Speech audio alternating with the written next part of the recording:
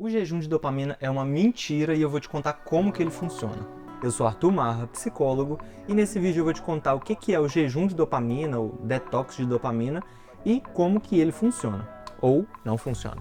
Se você não sabe o que é o jejum de dopamina, ou detox de dopamina, ou até detox digital, é um conceito que surgiu lá no Vale do Silício, nas grandes companhias de tecnologia, e surgiu com um guru da psicologia que inventou que se você diminuir os seus níveis de dopamina, você pode ter prazer em tarefas do dia a dia que não são tão boas assim. É uma ideia de se privar de coisas boas e prazeres momentâneos para você ter mais foco e mais produtividade no trabalho. E esse conceito ganhou muita força agora com conteúdos muito rápidos nas redes sociais. A ideia é de que a cada vídeo ali você está liberando um pouquinho de dopamina e quando você vai fazer tarefas mais longas, mais entediantes, você não tem tanto prazer nelas assim e acaba procrastinando ou não fazendo.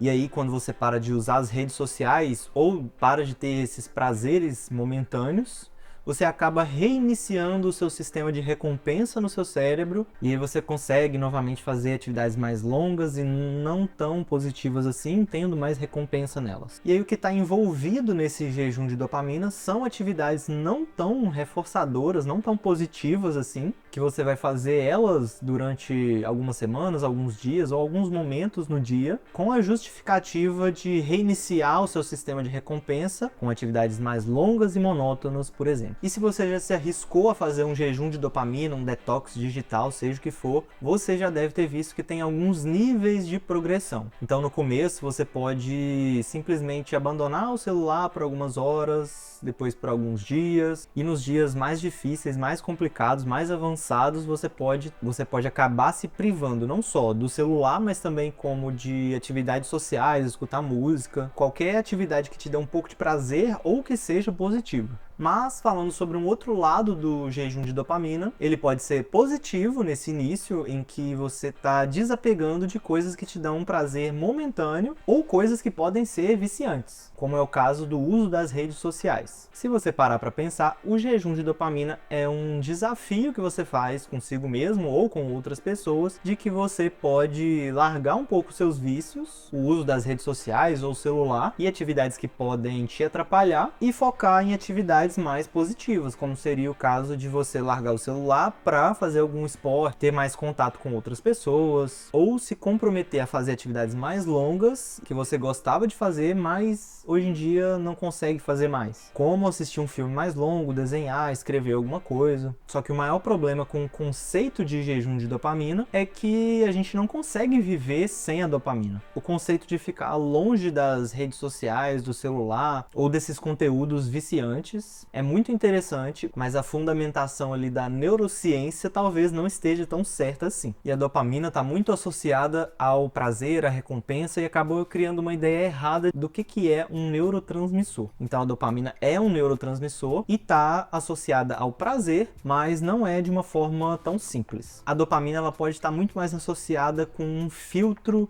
do prazer. Ela vai fazer uma seleção do que é bom e do que é ruim, e quando a gente vai buscar algo que nos dá prazer, ela vai funcionar como um estimulante, e quando a gente não tem tanto prazer em uma atividade, ela vai funcionar como um inibidor. E o papel dela no nosso cérebro para inibir, para frear um comportamento ou estimular um comportamento, vai depender da área do nosso cérebro em que ela está agindo. E no nosso cérebro, a dopamina ela é fundamental para várias atividades que a gente faz. E a gente não pode ficar sem. E a gente também não pode ficar com ela em doses muito altas. Então, quando a gente faz uma coisa prazerosa e libera dopamina no nosso cérebro, os neurônios que vão receber essa dopamina, depois de um tempo, eles realmente vão ficar acostumados a receber muita dopamina e vão passar a receber menos dopamina com o passar do tempo fazendo a mesma atividade. Só que isso acontece nos casos de vícios de substâncias e não acontece com qualquer comportamento que a gente apresenta e que nos causam um bem-estar. E aí o que acontece no nosso cérebro é que a dopamina ela nunca vai ser de mais e nunca de menos. O nosso cérebro procura sempre um equilíbrio. E o excesso e a falta podem estar associados com Parkinson e até esquizofrenia. E um outro ponto é que se você passar a se forçar a fazer atividades que não te fazem bem, não tem nenhum ganho, você pode acabar ficando estressado, você pode até desenvolver outros transtornos como a depressão. Então, o jejum de dopamina é um nome que chama atenção, que envolve uma atividade que pode ser positiva e pode te ajudar a enfrentar ali alguns dos seus vícios, mas que o conceito de diminuir os níveis de dopamina, regular a dopamina no seu cérebro, não tem tanto sentido assim.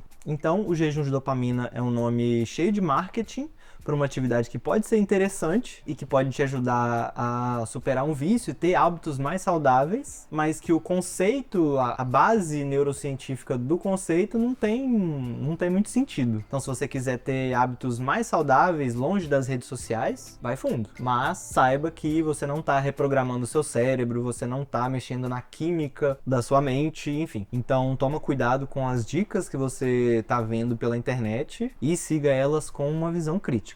Esse vídeo vai ficando por aqui. Se você quiser mais psicologia, pode clicar aqui ou pode clicar para se inscrever no canal e acompanhar os próximos vídeos. Então, muito obrigado e até a próxima.